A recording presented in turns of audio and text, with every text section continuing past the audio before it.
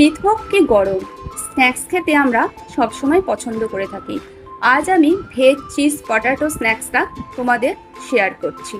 আমি এই স্ন্যাক্সটা বানানোর জন্য ফ্রাই প্যানে অল্প তেল এবং 1 চামচ বাটার দিয়ে কিছু বরবটি আর একটা গোটা ক্যাপসিকাম অল্প নুন দিয়ে হালকা করে ভেজে ওটা আমি নামিয়ে নেব। এরপর আমি 5টা আলু সিদ্ধ করে খোসা ছাড়িয়ে রেখে দিয়েছিলাম। একটা কাঁচের বাটি নিয়ে 5টা আলুকে আমি ভালো করে গ্রেট করে নেব।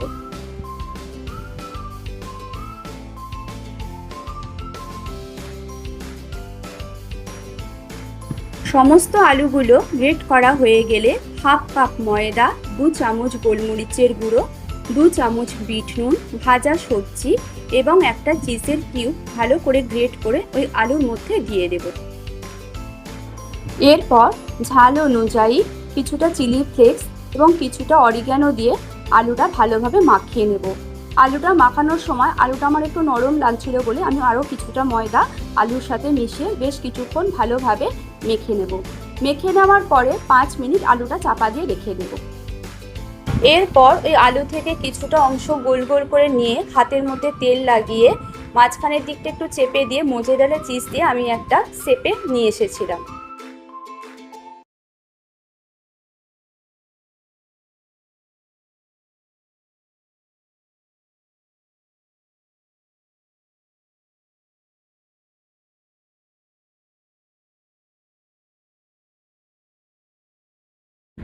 এইভাবে সমস্ত চিজ পটাটোগুলো বানানো হয়ে গেলে ফ্রিজে আমি 2 ঘন্টা রেখে দেব।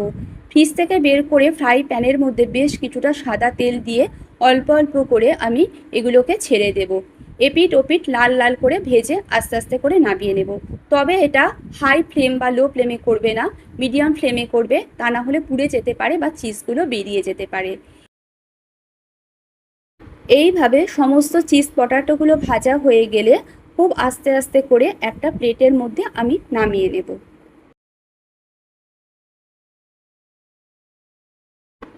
সমস্ত এইভাবে চিজ পটাটোগুলো ভাজা হয়ে গেলে ওপরে পেরি পেরি মশলা এবং সস দিয়ে আমি এটা পরিবেশন করব। দেখো বন্ধুরা, এটা দেখতে কেমন হয়েছে তোমরা অবশ্যই ট্রাই করবে। যদি আমার রেসিপিটা ভালো লেগে থাকে লাইক, শেয়ার, সাবস্ক্রাইব করে বেল আইকনটা প্রেস করে দিও।